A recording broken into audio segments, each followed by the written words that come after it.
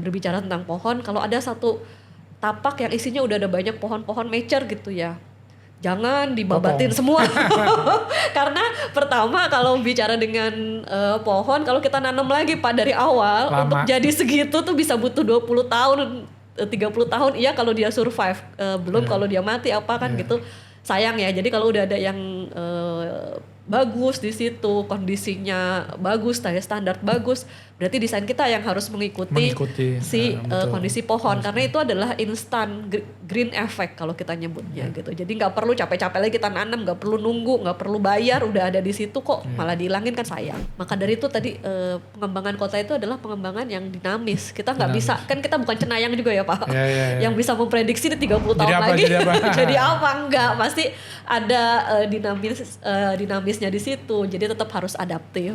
Biasanya kita selalu di Townland ini encourage terjadinya yang namanya walkable neighborhood gitu. Jadi satu lingkungan yang ramah pejalan kaki, ramah pesepeda, yang mungkin kalau ada konsep yang namanya 15 minute city atau 10 minute city, jadi orang tuh kemana-mana dekat gitu, karena memang semuanya diatur sedemikian sehingga bisa berada dalam satu perimeter yang memungkinkan dia bisa berpindah secara nyaman dalam 10 menit berjalan kaki atau 15 menit berjalan kaki atau bersepeda gitu. Jadi orang juga nggak tua di jalan gitu Pak.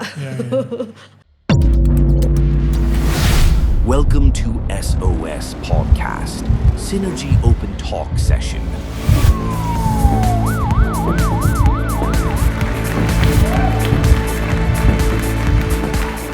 Welcome to SOS Podcast, Synergy Open Talk Session.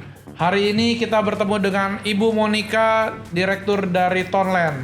Bu Monica, terima kasih untuk waktunya sudah hadir di Synergy Podcast, SOS Podcast. Ibu bisa memperkenalkan Ibu dan apa yang Ibu kerjakan, Bu? Oke, terima kasih Pak Ismet atas undangannya sore hari ini. Perkenalkan, saya Monica Indriasari, Direktur dari PT Townland International. Kami adalah konsultan perencana dan perancangan yang berfokus ke master planning, urban design, arsitektur landscape, dan arsitektur dengan kantor pusat di Hong Kong. Tapi kami sudah masuk ke Indonesia sejak lebih dari 25 tahun yang lalu Pak.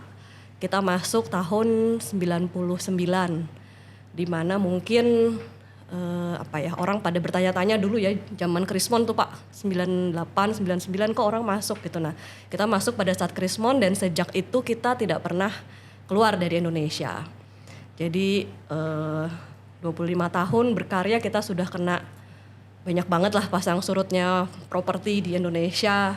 Kena Krismon, kena krisis keuangan Asia, kena juga terakhir kemarin COVID gitu. Tapi karena memang kita berasa Indonesia itu kan negeri yang luas banget ya, negeri yang cantik juga, jadi memang potensinya sangat banyak untuk dikembangkan, apalagi kita fokuskan ke pengembangan kota, pengembangan bagaimana bisa membentuk satu kehidupan yang layak lah untuk semua gitu. Jadi kita komit untuk tetap berada di sini, mudah-mudahan sudah 25 tahun, bahkan mungkin mudah-mudahan sampai 25 tahun berikutnya atau beyond gitu ya. Ya pasti Bu ya. Saya lihat Townland ini juga kan banyak developer-developer besar memakai jasa Townland ya. Bahkan ada satu kota di Bandung ya Bu ya. Dan itu juga sedang hype ya. Itu namanya apa ya Bu, kota apa ya? Kota Baru Parahyangan. Kota Baru Parahyangan. Dan saya lihat Kota Baru Parahyangan ini kan juga keren banget ya, dan itu hasil karya master plan dari Ibu ya? Ya sebenarnya bukan hanya dari Townland saja, karena pada saat kita bicara satu kota, itu adalah pengembangan yang pastinya dinamis. Kita nggak seperti kita bikin bangunan, hari ini kita bikin, mungkin 1-2 tahun kemudian sudah jadi gitu. Kalau pengembangan kota berbeda Pak, jadi kalau kita bikin mungkin 2011 gitu ya, mungkin 10 tahun, 15 tahun baru jadi. Dan selama bergeraknya periode tersebut akan banyak sekali juga input-input yang masuk, baik dari pihak internal klien sendiri ataupun dari pihak kita. Beberapa kali kita dapat assignment yang berbeda-beda walaupun tetap lokasinya di situ.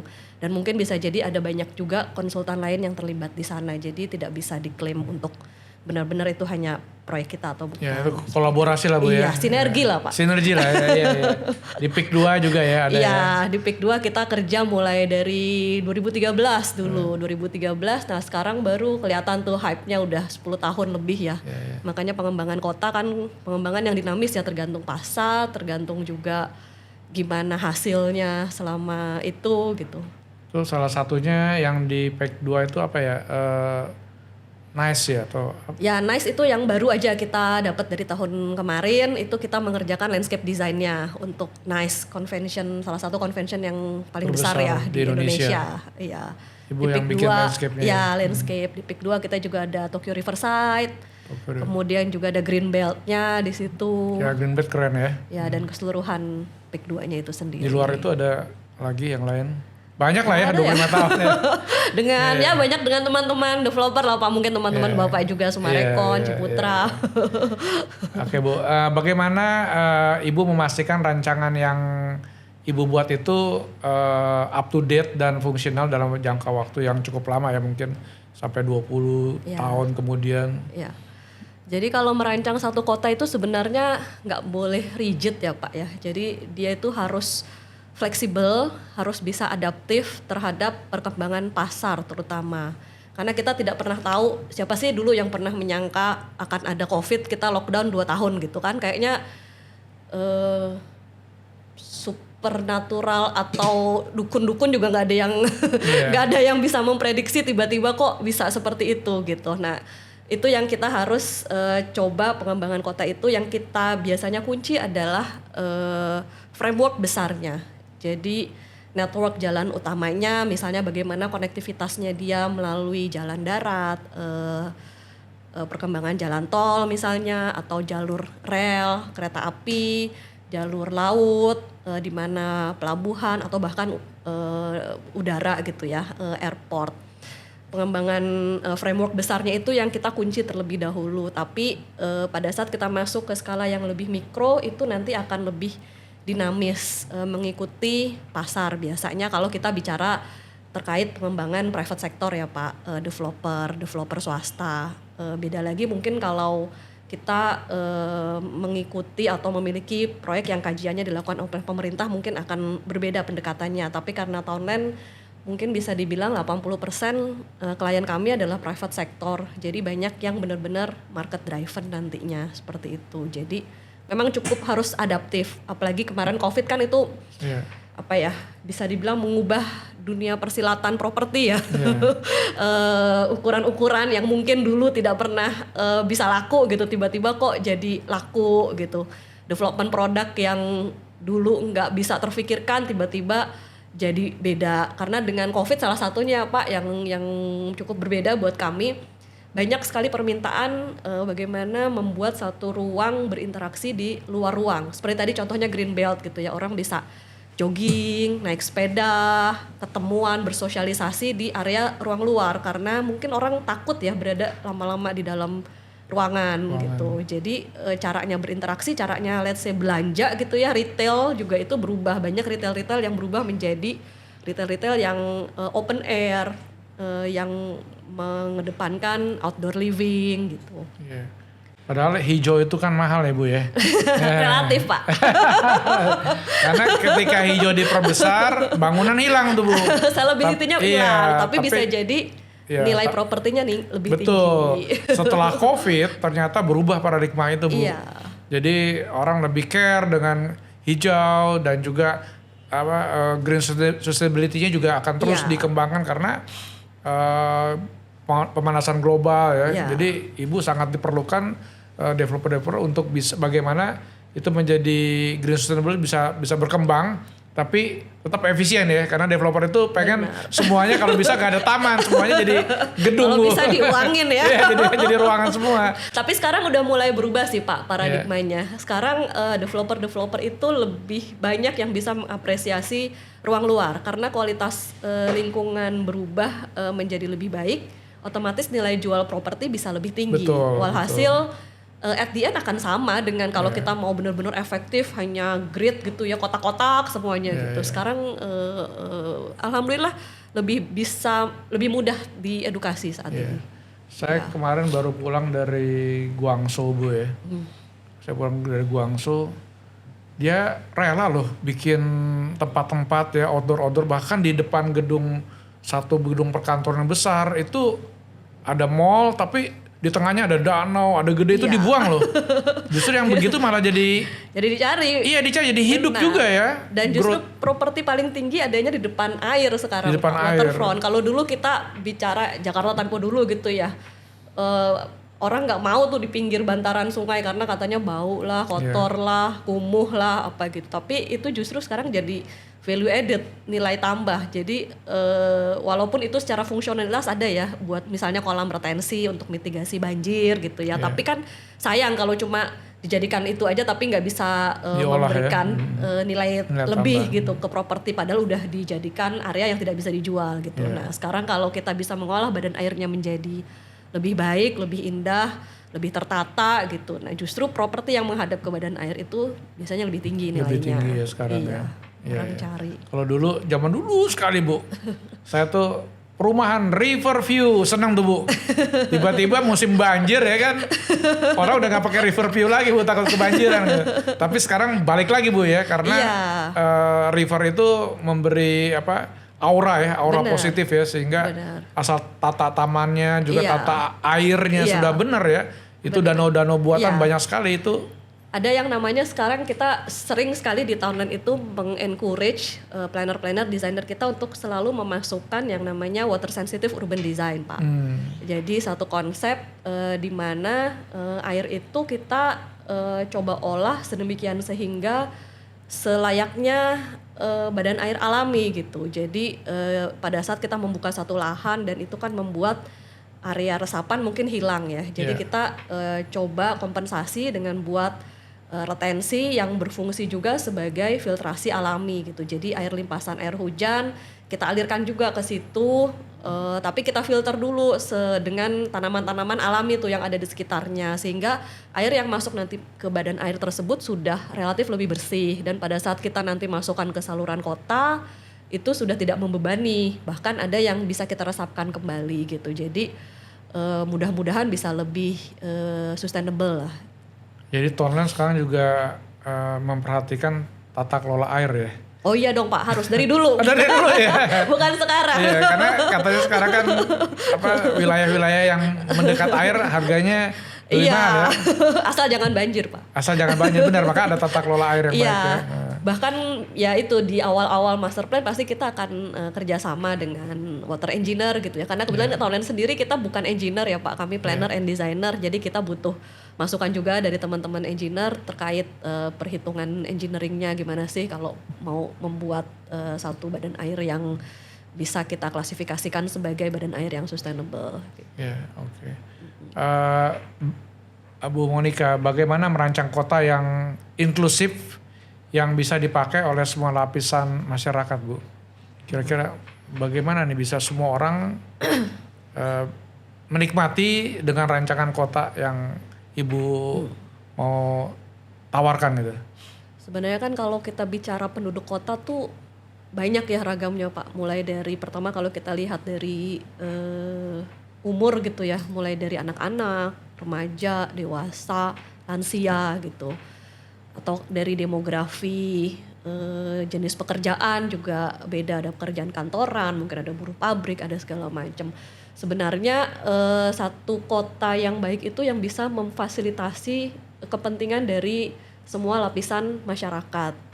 Nah biasanya itu kota itu sangat erat kaitannya dengan gimana sih orang berpindah dari satu lokasi ke lokasi lainnya dengan nyaman dan saling terintegrasi. Kalau sekarang banyak sekali kota-kota yang masih mengandalkan perpindahan tersebut dengan kendaraan pribadi, kita encourage gimana bisa terintegrasi dengan mass rapid transport system gitu. Jadi mengurangi juga at the end itu polusi, mengurangi juga jejak karbon gitu ya. Jadi kita bisa kalau let's say saya sebagai ibu yang dulu mungkin anaknya masih kecil-kecil, pengennya kan kalau misalnya kita ke kantor, kita bisa juga misalnya sambil antar jemput anak gitu ya, dan bisa on time juga misalnya pulang. Nah bayangkan kalau kita di satu kota yang ke kantor aja 2 jam, pulang kantor 2 jam 4 jam sendiri kan di situ. Nah biasanya kita selalu di Townland ini encourage terjadinya yang namanya walkable neighborhood gitu. Jadi satu lingkungan yang ramah pejalan kaki, ramah pesepeda, yang mungkin kalau ada konsep yang namanya 15 minute city atau 10 minute city, jadi orang tuh kemana-mana dekat gitu, karena memang semuanya diatur sedemikian sehingga bisa berada dalam satu perimeter yang memungkinkan dia bisa berpindah secara nyaman dalam 10 menit berjalan kaki atau 15 menit berjalan kaki atau bersepeda gitu. Jadi orang juga nggak tua di jalan gitu Pak. Ya. Jadi rapid transportation itu sangat. Ya sekarang kan kalau dilihat Jakarta nih udah mulai ya, LRT, saya bilang MRT, bahkan Transjakarta aja. Transjakarta itu yang secara akses dan koridor udah banyak banget saling terhubung dan sudah cukup nyaman menurut saya untuk digunakan oleh orang dari berbagai banyak lapisan ya, karena juga kan terjangkau, nggak mahal. Ya, apalagi nanti juga pemerintah akan terus galakan pakai elektrik, bahkan nanti pakai air ya kan. Wah itu udara menjadi segar ya kan. Dan taman-taman di Jakarta bener-bener taman beneran ya Bu ya. Bukan taman polusi ya Bu ya. Udah dirancang bagus-bagus tamannya tapi polusi ya kan. Nah dengan adanya transportasi massal ya yang ada sekarang. Emisi mengurangi polusi juga lebih nyaman ya. Nah nanti tinggal tuh sinerginya dengan gimana kota-kota suburb di sekitarnya itu bisa terintegrasi juga dengan sistem transportasi publiknya Jakarta gitu. Kalau kita bicara tentang Jakarta ya. Jakarta ya. Lebih penting mana Bu, estetika atau dampak kepada fungsinya Bu? Sebenarnya sih biasanya itu harus sejalan beriringan gitu ya. Cuma estetika itu adalah terkadang kalau fungsinya udah benar baru kita bicara estetika gitu. Iya, fungsi karena dulu. Kalau seindah apapun tapi kalau nggak berfungsi dengan benar kayaknya nggak jadi indah deh Pak. Iya nggak jadi indah. Jadi indah sesaat ya. Iya Bu. Kita tahu alam punya keindahannya tersendiri. Bagaimana cara Bu Monika menggabungkan antara unsur-unsur alami dan rancangan itu sendiri Bu? Biasanya kita pasti selalu lihat kondisi alam di tapak kita pada saat kita mulai satu proyek tuh seperti apa sih. Pertama mungkin misalnya nih yang paling simple aja kontur gitu ya. Terkadang kan kita dapat lokasi yang nggak flat gitu, ada yang berbukit-bukit lah, mungkin bukitnya cukup curam lah gitu. Jadi kita biasanya bermain dengan gimana kondisi existingnya itu bisa menjadi nilai tambah di situ gitu. Jadi jangan kita ubah secara drastis, karena kalau kita ubah secara drastis kan bisa dibilang itu bertentangan dengan kondisi alaminya ya. Takutnya nanti ada bencana-bencana yang mungkin nanti longsor, banjir dan lain-lain. Jadi kita selalu lihat pada saat kita bekerja di area yang berkontur, pasti rancangannya adalah mengikuti kontur tersebut gitu. Entah mungkin dalam bentuk upslope dan slope gitu ya, sehingga nggak begitu saja dipapas gitu. Atau pada saat kita bikin sirkulasi, kemiringan jalan ya kita sesuaikan juga dengan kontur, bagaimana nyamannya buat berkendara gitu ya. Atau misalnya kalau di situ ada vegetasi existing gitu ya Pak, pohon nih. Nah ini mungkin yang saya paling favorit berbicara tentang pohon. Kalau ada satu tapak yang isinya udah ada banyak pohon-pohon mature gitu ya, jangan dibabatin semua.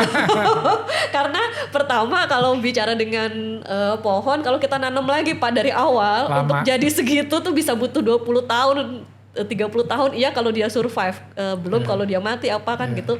Sayang ya. Jadi kalau udah ada yang bagus di situ, kondisinya bagus, standar bagus, berarti desain kita yang harus mengikuti kondisi pohon. Karena itu adalah instant green effect kalau kita nyebutnya gitu. Jadi nggak perlu capek-capek lagi kita nanam, nggak perlu nunggu, nggak perlu bayar, udah ada di situ kok, malah dihilangin kan sayang. Gitu. Bagaimana Ibu melihat teknologi dalam menciptakan ruang terbuka yang lebih berkelanjutan? Nah itu yang tadi mungkin nyambung lagi ke yang smart infrastructure, ya kan? Smart irrigation system mungkin kalau kita bicara di landscape ya. Jadi pada saat kita nyiram aja intinya gitu, kita jangan sampai air itu berlebihan keluar kemana-mana ke area-area yang nggak perlu disiramin gitu. Jadi pada saat misalnya kita bicara area simpelnya nih area median jalan gitu, dia kan biasanya mungkin lebih tipis gitu ya. Jangan pakai sprinkler yang radiusnya mungkin besar-besaran jadi sampai membanjiri Jalanan. jalannya, ganggu orang yang berkendara gitu. Jadi kita mungkin pakainya drip irrigation gitu ya, atau misalnya lampu jalan gitu ya, kan sekarang udah ada teknologi apa namanya solar panel ya. terus sensor gitu ya, mungkin di jam-jam tertentu yang memang sudah tidak banyak orang lalu lalang, dia bisa dim gitu, bisa memudar, tapi begitu ada pergerakan orang dengan sensor dia bisa nyala lagi. Nah itu kan bisa menghemat energi juga. Terus sekarang juga kan kalau bisa lihat smart infrastructure gitu ya, kan orang bisa lihat nih pergerakan mana sih yang kira-kira titik macet. Google lah lihatnya kalau misalkan kita kalau kemana-mana udah pakai Google Map ya, bisa lihat nih yang titik-titik macet di mana sih, sehingga ya udah kita hindari, kita coba cari jalan yang nggak macet gitu kan, otomatis berarti dia menghindari pembuangan bahan bakar percuma lah ya gitu, bisa menghemat juga. Hal-hal simpel sih Pak sebenarnya. Ya memang itu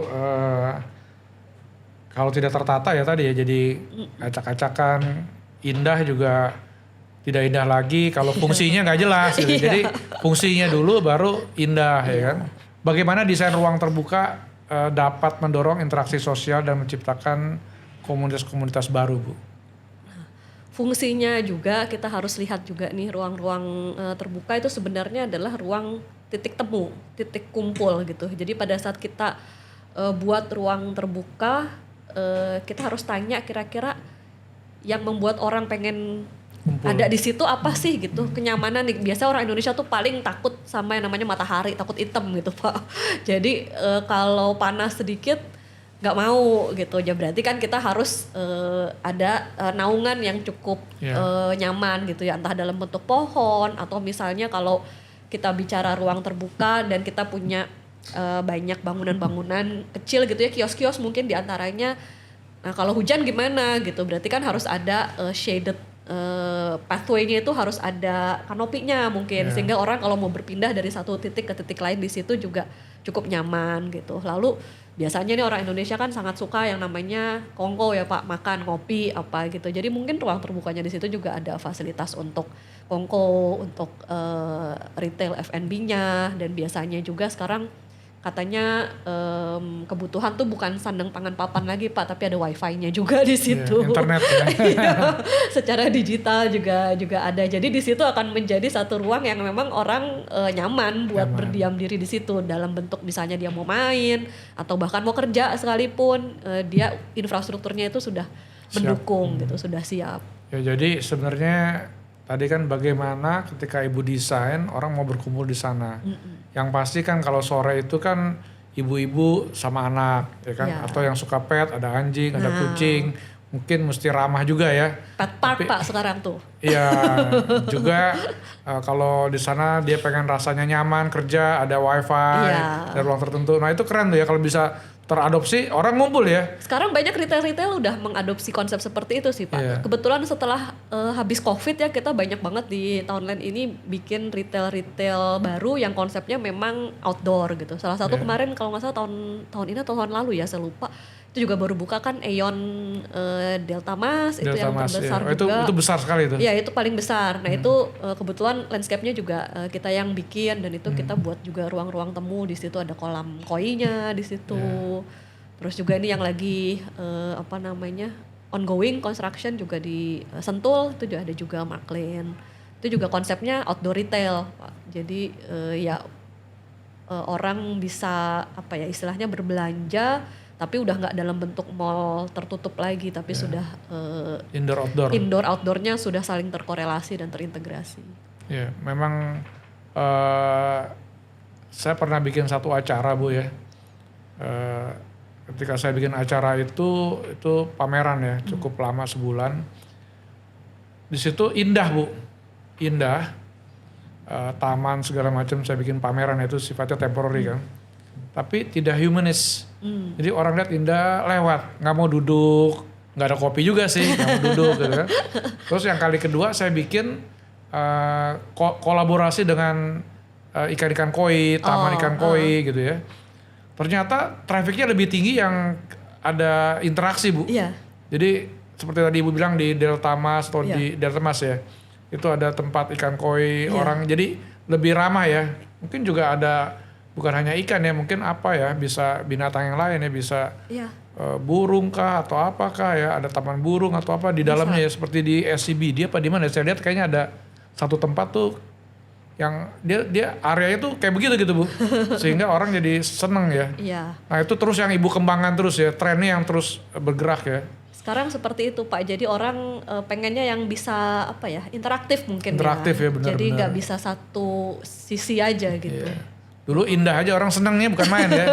Sekarang orang indah pengen fungsionalnya Iya. juga dapat ya. Taman-taman juga kayak di klaster-klaster tuh sekarang juga banyak yang pengennya sensori, motoris gitu ya, yang orang nggak sekedar datang ke taman tapi dia indranya itu dirangsang gitu, baik indera penciuman, jadi kita pakai pohon-pohon yang bisa memberikan wangi-wangian, aroma terapi gitu ya, terus juga dari sisi warna-warni gitu Iya, ya, betul. jadi bunga-bunga mungkin tentunya walaupun bunga itu nggak bisa setiap saat berbunga ya, jadi kadang kita pakai daun juga yang berwarna gitu, atau kadang sensor bunyi juga, jadi kita pilihkan tanaman-tanaman yang mungkin kalau kena angin dia bisa berbunyi gitu, jadi indranya itu bisa terangsang gitu. Ya bisa juga di taman-taman itu taruh taman burung Ya. atau kalau enggak burung pakai listrik.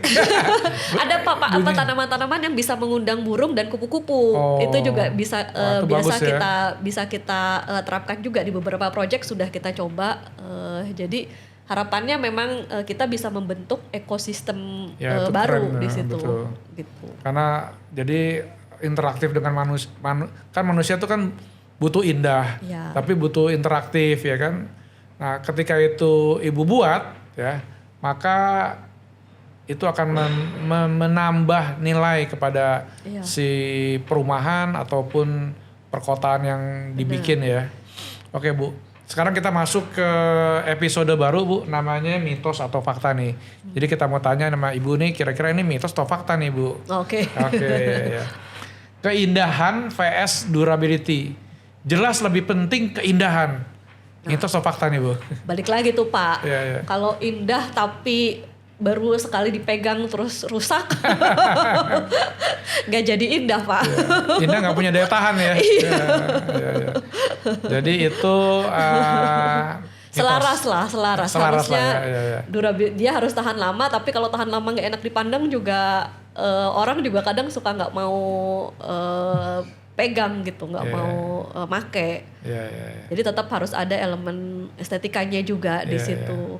Cuma ini menarik nih.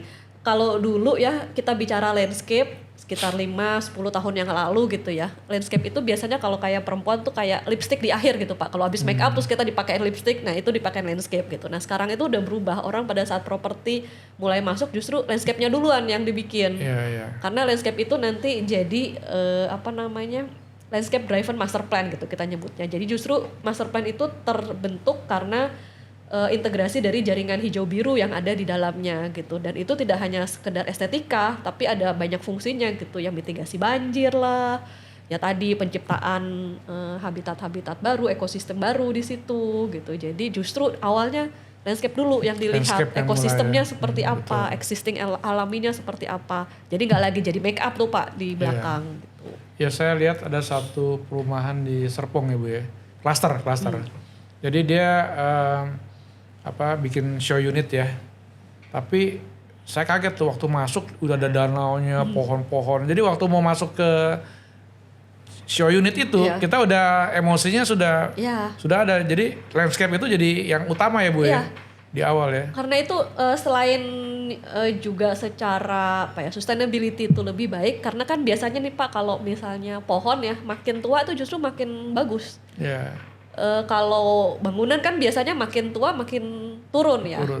Dan biasanya kita bikin landscape tuh jauh lebih cost efektif loh Pak dibandingkan kita bikin bangunan ya. Jadi dengan nilai yang tidak seberapa gitu bisa memberikan nilai tambah propertinya jauh lebih tinggi. Ya, Makanya kalau mau buka landscape-nya dulu biasanya dibenerin. Kalau landscape di depan juga bagus kan Bu. Jadi satu emosinya ada, kedua pohonnya juga tiba waktunya pembangunan rumah pohon-pohonnya udah gede ya. Iya. Makin tetap laku ya di awalnya emosinya dapet.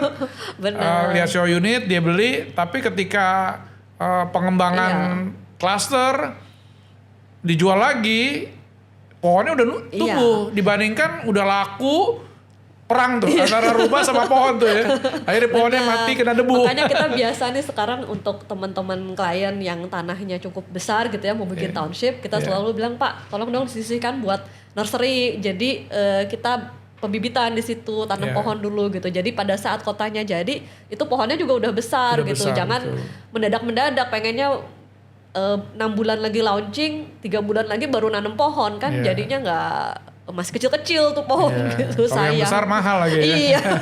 Belum tentu bisa transportnya juga Pak diambil. Makanya terus biasanya datang pohon tuh kayak apa ya? Kayak capstock kalau kita bilang. Cuma batangnya doang, nggak ada dahannya, nggak ada daunnya. Kan sayang kalau misalnya kita bisa nanam dari awal, pohonnya bisa tumbuh dengan baik, standar yang bagus gitu ya.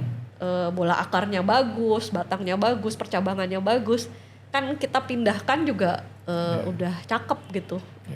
Sebenarnya ini pembelajaran bagus nih buat teman-teman developer nih Bu. Karena developer itu kan dia pikir ya, bukan dia pikir, memang itu wajar lah ya. Ketika dia cost keluar, dia berharap jualan dulu. Ya. Betul kan? Padahal dia lupa ya, ketika dia bikin indah dulu, taman-taman disiapin semuanya, otomatis penjualan juga akan bagus gitu. Iya. Memang itu costnya di depan kan Bu. Tapi ketika dia jual lagi, waktu berkembang dijual lagi, pohonnya sudah besar. Iya. Jadi jangan dibalik ya Bu ya. Ya beranilah keluar bikin taman di depan ya kan. Benar Pak. Soalnya kadang kita juga suka bingung mintanya instan gitu. Tapi kalau instan kan mahal ya Pak. Iya betul, instan mahal. Ya. Oke Bu, setiap tahun tren gaya properti terus berganti secara rutin, ini mitos atau fakta Bu? Sebenarnya rutin atau enggaknya tergantung Pak. Balik lagi ada kejadian apa di tahun tersebut gitu. Kayak misalnya kayak kemarin ya, balik lagi nih kita ngomong COVID gitu ya. Itu udah pasti berubah tren properti. Tren properti. Iya. Betul. Kadang dulu nggak pernah ada kan yang bilang maksudnya rumah sekecil-kecilnya lebar berapa sih? Masa lebar 4, lebar 3,5 gitu. Nah, setelah COVID ada dan justru lumayan gitu laku. Dan banyaklah tipologi development produk yang kayaknya dulu nggak ada tapi sekarang jadi ada gitu. Dan itu bisa jadi berulang, bisa jadi enggak, tergantung dengan ada kejadian apa nanti di situ setelah kita lihat situasi, kondisi. Ya. Maka dari itu tadi pengembangan kota itu adalah pengembangan yang dinamis. Kita nggak bisa, kan kita bukan cenayang juga ya Pak. Yang bisa memprediksi di 30 tahun lagi jadi apa enggak. Pasti ada dinamisnya di situ. Jadi tetap harus adaptif. Iya, tapi kan yang nggak boleh berubah kan adalah dari awal adalah tata air ya kan. Ya, infrastruktur utamanya ya kan. Yang lain boleh berkembang ya kan. Iya. Soalnya kalau berubah-ubah nanti pohonnya dicabut-cabutin susah juga tuh ya kan. Mesti ada, makanya itu diperlukan master plan ya Bu ya. Kalau nggak ngaco kan jadinya kan. Ya. Blueprint besarnya harus duluan harus ada. Gitu. Tapi pada saat nanti blueprintnya udah jalan, berkembang di dalam lot-lot kecil-kecilnya atau itu masih bisa mengikuti pasar. Iya. Oke. Polusi masih menjadi masalah besar khususnya di Jakarta. Maka itu kita perlu penghijauan Bu ya. Dalam setiap elemen desain ini mitos atau fakta Bu? Sebenarnya harus dirunut ulang dari kenapa terjadi polusi di awal. Penghijauan kan mungkin salah satu solusi kali ya. Kalau udah ada polusinya gimana nih cara menanganinya gitu. Tapi kan sebenarnya apa nih polusinya ya, mungkin karena terlalu banyak kendaraan bermotor, let's say. Jadi berarti harus diapain nih? Mungkin tadi mass rapid transport salah satu usulannya, atau misalnya kendaraan berbasis listrik, air dan lain-lain ya gitu. Atau misalnya polusinya mungkin bukan dari kendaraan aja tapi dari industri, let's say. Berarti mungkin industrinya harus dibuat industri hijau, industri bersih gitu. Nah, kalau penghijauan itu salah satu mungkin solusi yang bisa diterapkan ya. Jadi kita membuat ruang terbuka hijau yang lebih besar proporsinya sehingga penyerapan air juga bisa lebih baik. Ruang juga menjadi lebih nyaman dan menjadi kota layak huni nantinya. Itu kalau yang mengurangi karbon gitu ya, terus dapat pajak atau di luar negeri kan sudah mulai ya. Itu apa ya maksudnya itu Bu ya? Itu dengan hijau itu Bu ya? Ada sekarang namanya carbon trading ya Pak ya. Carbon trading. Itu biasa salah satunya juga dengan mangrove tuh Pak. Mangrove. Kalau kita nanam mangrove itu bisa dikonversikan juga dengan karbon. Nah, itu ada asosiasinya sendiri juga sih. Kalau mau tahu lebih lanjut sebenarnya ini saya boleh ngomong nggak ya? Boleh, silakan Bu.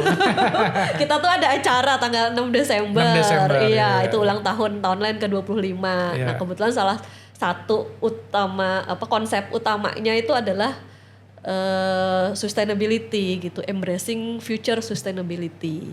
Jadi nah itu green finance, green investment itu salah satu topik yang kita bahas nanti, di situ nantinya dengan pakar-pakar yang ada lah gitu. Karena saya sendiri bukan pakar karbon ya Pak. Iya, tanggal 6 Desember Tanggal 6 ya. Desember. Di iya. mana Bu? Di Galeri Salihara. Salihara ya. Iya.